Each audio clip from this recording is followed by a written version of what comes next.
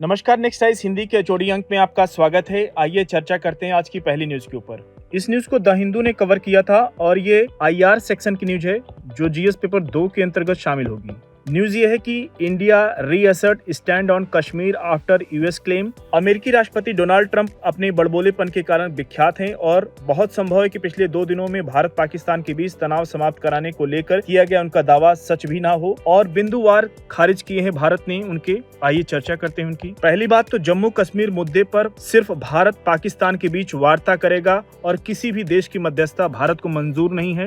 दूसरी बात, ऑपरेशन सिंदूर के बाद भारत अमेरिका वार्ता में कभी कारोबार का मुद्दा नहीं उठा, क्योंकि ट्रंप ने कई जगह बयान दिया कि अमेरिका ने दोनों देशों के बीच कहा कि अगर आप दोनों देश युद्ध छोड़ेंगे तभी अमेरिका आपके साथ व्यापार करेगा, तो कारोबार यानी व्यापार का मुद्दा नहीं उठा।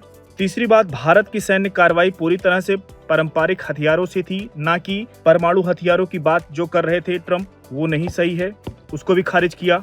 भारत के विदेश मंत्रालय ने राष्ट्रपति डोनाल्ड ट्रंप के इस संदर्भ में किए गए तीनों दावों को खारिज कर दिया। खास करके विदेश मंत्रालय के प्रवक्ता रणदीप जायसवाल ने कहा, भारत ने कहा कि कश्मीर को लेकर के उसकी पारंपरिक नीति में कोई बदलाव नहीं आया है। इससे जुड़े मुद्दे पर सिर्फ पाकिस्तान से बात होगी और बकाया मुद्दा सिर्फ गुलाम जम्मू कश्मीर को खाली कराने का है। इसी तरह से ऑपरेशन सिंदूर की शुरुआत के बाद 7 से 10 मई के दौरान भारत और अमेरिका के शीर्ष नेताओं के बीच बात हुई है, लेकिन इसमें कारोबार यानी व्यापार को लेकर कोई बात नहीं हुई। जैसा कि राष्ट्रपति ट्रंप दावा कर रहे हैं, भारत ने फिर स्पष्ट किया है कि ऑपरेशन सिंदूर में सिर्फ पारंपरिक हथियारों का इस्तेमाल किया गया, यानी ट्रंप का यह दावा कि उन्होंने संभावित परमाणु टकराव की तरफ बढ़ रहे भारत पाकिस्तान के बीच समझौता कराया भी सच से दूर प्रतीत होता है। इसलिए इसके ऊपर चर्चा करना जरूरी है।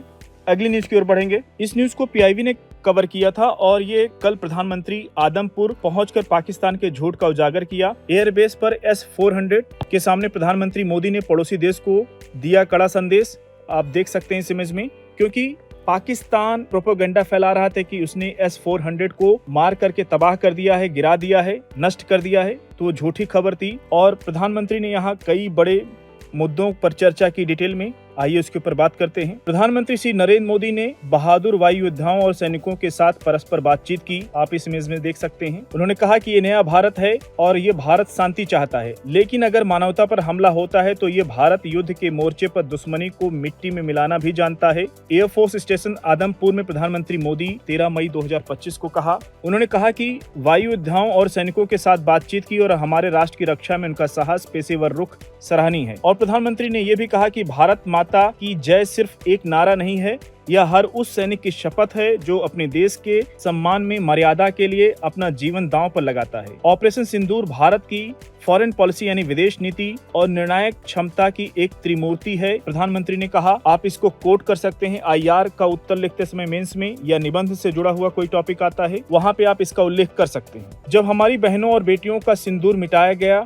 तो हमने आतंकवादियों को उनके ठिकानों में ही कुचल दिया। और प्रधानमंत्री ने यह भी कहा कि आतंक के आकाओं को अब पता है कि भारत के विरुद्ध आंख उठाने से उन्हें विनाश के अलावा और कुछ नहीं प्राप्त होगा। एक कड़ा संदेश दिया प्रधानमंत्री मोदी जी ने। पाकिस्तान में न केवल आतंकवादी ठिकानों और एयरबेसों को नष्ट कर दिया गया, बल्कि उनके दुर्भावनापूर्ण इरादों और उनके दुस्साहस को भी पराजित किया गया। प्रधानमंत्री ने कहा कि आतंकवाद के खिलाफ भारत की लक्ष्मण रेखा अब स्पष्ट है। अगर कोई और आतंकी हमला होता है तो भारत जवाब देगा और यह निर्णायक जवाब होगा। प्रधानमंत्री ने कहा कि ऑपरेशन सिंदूर का हर क्षण भारत के सशस्त्र बलों की शक्ति का प्रमाण है। और प्रधानमंत्री मोदी ने यह भी कहा कि यदि पाकिस्तान आगे कोई आतंकवादी गतिविधि या सैन्य आक्रमण करता है तो हम निर्णायक जवाब देंगे।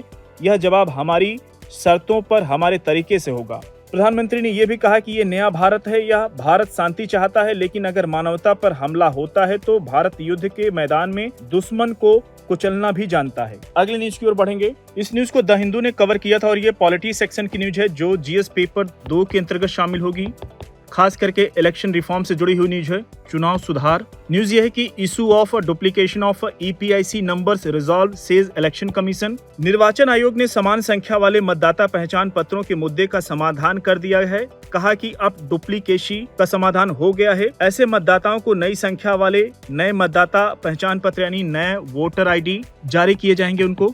और आयोग ने कहा कि क्षेत्र स्तरीय वेरिफिकेशन के दौरान पाया गया कि समान ईपीआईसी संख्या वाले लोग अलग अलग विधानसभा क्षेत्रों और अलग अलग मतदान केंद्रों के वास्तविक मतदाता थे और प्रत्येक मतदाता का नाम उस मतदान केंद्र की मतदाता सूची यानी वोटर लिस्ट में होता है जहां वह सामान्य निवासी है और समान संख्या वाला ईपीआईसी होने से ऐसा कोई भी व्यक्ति किसी अन्य मतदान केंद्रों पर मतदान नहीं कर सकता है। इसलिए समान ईपीआईसी जारी होने से चुनाव के नतीजे पर असर नहीं पड़ सकता है। तो ये इंपॉर्टेंट न्यूज थी आपके लिए, तो इसको कवर कीजिएगा। अगली न्यूज की ओर बढ़ेंगे। इस न्यूज को दैनिक जागरण के राष्ट्रीय संस्करण ने कवर किया था और ये इकोनॉमी सेक्शन की न्यूज है जो जीएस पेपर 3 के अंतर्गत शामिल होगी। न्यूज ये कि सब्जियों के मूल्य में कमी से घटी खुदरा महंगाई। अप्रैल 2025 में 3.16% रही खुदरा महंगाई की दर और यह बीते 70 महीनों का निचला स्तर है। ये बड़ी इंपॉर्टेंट न्यूज है और 3.15% दर्ज की गई थी इससे पहले जुलाई 2019 में खुदरा महंगाई दर। यदि वित्तीय वर्ष 2025 की चौथी तिमाही में जीडीपी वृद्धि दर वित्त वर्ष 2025 की तीसरी तिमाही के 6.2% से अधिक नहीं रही तो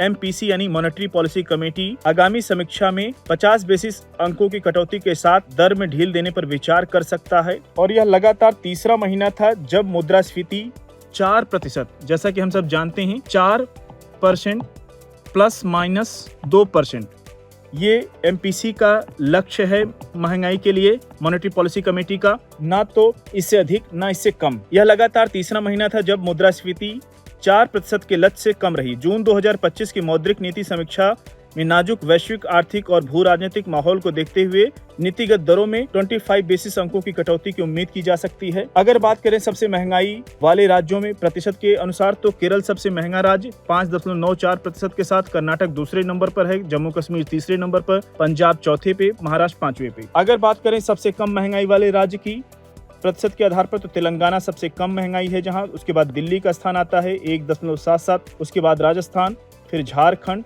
फिर ओडिशा की। अप्रैल में नॉन फूड आइटम्स की महंगाई दर की बात करें प्रतिशत में तो कपड़ा 2.7% के साथ, फिर उसके बाद फुटवेयर, फिर उसके बाद स्वास्थ्य, फिर ट्रांसपोर्ट व संचार, फिर शिक्षा, फिर मनोरंजन। अगली न्यूज की ओर बढ़ेंगे। इस न्यूज को पीआईबी ने कवर किया था और ये साइंस एंड टेक सेक्शन की न्यूज है जो जीएस पेपर 3 के अंतर्गत शामिल होगी। न्यूज ये है कि केंद्रीय मंत्री श्री अश्विनी वैष्णव ने नोएडा और बेंगलुरु में भारत के पहले 3 नैनोमीटर चिप डिजाइन केंद्र का उद्घाटन किया है। ध्यान रखिएगा, जब भी कोई पहला होता है तो वो यूपीएससी के पॉइंट ऑफ व्यू से इंपॉर्टेंट हो जाता है। 3 नैनोमीटर चिप डिजाइन भारत के सेमीकंडक्टर नवाचार में एक नई उपलब्धि है, ऐसा केंद्रीय मंत्री ने कहा। भारत की चिप डिजाइन क्षमताओं को प्रोत्साहन देने के लिए उत्तर प्रदेश में प्रमुख सेमीकंडक्टर डिजाइन केंद्र का उद्घाटन किया गया और केंद्रीय इलेक्ट्रॉनिक्स एवं सूचना प्रौद्योगिकी, रेलवे और सूचना प्रसारण मंत्री श्री अश्विनी वैष्णव ने उत्तर प्रदेश के नोएडा और कर्नाटक बेंगलुरु में स्थित Renesas electronics India private limited के 2 नए अत्याधुनिक डिजाइन केंद्रों का उद्घाटन किया। अब बात करते हैं कि रेनेसास इलेक्ट्रॉनिक्स के ऊपर आगे चर्चा कर लेंगे और श्री वैष्णव ने नए केंद्र की विशेषता पर प्रकाश डालते हुए बताया कि भारत का पहला डिजाइन केंद्र है जो भारत के अत्याधुनिक 3 नैनोमीटर चिप डिजाइन पर काम कर रहा है। श्री वैष्णव ने कहा कि यह एक महत्वपूर्ण उपलब्धि है जो भारत को सेमीकंडक्टर नवाचार और वैश्विक श्रेणी में मजबूती से स्थापित करता है। उन्होंने कहा कि 3 नैनोमीटर चिप पर डिजाइनिंग वास्तव में नेक्स्ट जनरेशन यानी अगली पीढ़ी का कार्य है। हमने पहले 7 नैनोमीटर और 5 नैनोमीटर पर भी काम किया है, लेकिन यह एक नई सीमा को रिफ्लेक्ट करता है, प्रदर्शित करता है। ध्यान रखिएगा, सेमीकंडक्टर की लगातार बात हो रही। प्रधानमंत्री मोदी जी सिंगापुर गए थे तो वहां पे भी बात हुई थी और आने वाला टाइम सेमीकंडक्टर का है, यानी भविष्य सेमीकंडक्टर का है। तो ये आपके लिए बहुत इंपॉर्टेंट न्यूज है, इस पर नजर बना के रखिएगा। आप देख सकते हैं इस इमेज में ये सेमीकंडक्टर को देखते हुए। और केंद्रीय मंत्री ने डिजाइन निर्माण ATMP यानी A से असेंबली, T से टेस्टिंग, M से मार्किंग और P से पैकेजिंग उपकरण, रसायन और गैस आपूर्ति श्रृंखलाओं को शामिल करते हुए भारत की समग्र सेमीकंडक्टर रणनीति के विषय में विस्तार से बताया है। उन्होंने दावोस जैसे वैश्विक मंचों पर, दावोस आप जानते हैं स्विट्जरलैंड का एक पर्वतीय शहर है, वैश्विक मंचों पर उद्योग जगत के आत्मविश्वास की चर्चा की और अप्लाइड मटेरियल्स और लैम रिसर्च जैसे कंपनियों द्वारा पहले से किए जा रहे महत्वपूर्ण निवेशों का उल्लेख किया। केंद्रीय मंत्री ने कहा कि भारत के सेमीकंडक्टर इकोसिस्टम में बढ़ती तेजी पर प्रकाश डालते हुए कहा कि उत्तर प्रदेश में इस प्रमुख सेमीकंडक्टर डिजाइन केंद्र का उद्घाटन एक अखिल भारतीय इकोसिस्टम विकसित करने की दिशा में एक महत्वपूर्ण कदम है जो देश भर में उपलब्ध समृद्ध प्रतिभाओं का उपयोग करता है। अब बात करते हैं रेनेसास इलेक्ट्रॉनिक्स लिमिटेड के विषय में। रेनेसास एक एम्बेडेड सेमीकंडक्टर सॉल्यूशन प्रोवाइडर यानी समाधान प्रदाता है जो अपने उद्देश्य हमारे जीवन को आसान बनाने से प्रेरित है। बेजोड़ गुणवत्ता और सिस्टम स्तरीय जानकारी के साथ एम्बेडेड प्रोसेसिंग में उद्योग के अग्रणी विशेषज्ञ के रूप में हम उच्च प्रदर्शन कंप्यूटिंग, एम्बेडेड प्रोसेसिंग, एनालॉग और कनेक्टिविटी तथा पावर सहित व्यापक उत्पाद पोर्टफोलियो के आधार पर ऑटोमोटिव, औद्योगिक और बुनियादी ढांचे और इंटरनेट ऑफ थिंग्स उद्योगों के लिए स्केलेबल और व्यापक सेमीकंडक्टर समाधान प्रदान करने के लिए विकसित हुए हैं। रेनेसास एक विशिष्ट उत्पाद डिजाइनर नोएडा, बेंगलुरु, हैदराबाद में सुविधाओं के साथ एक डिजाइन केंद्र स्थापित कर रहा है। तो कुल मिला के इंपॉर्टेंट न्यूज थी, इस पे नजर बना के रखिएगा। तो साथियों, आज के चोरी अंक को यहीं पे समाप्त करते हैं। मिलते हैं नेक्स्ट अंक में कुछ और इंपॉर्टेंट न्यूज के साथ। तब तक जुड़े रहिए नेक्स्ट टाइम्स हिंदी के साथ। धन्यवाद।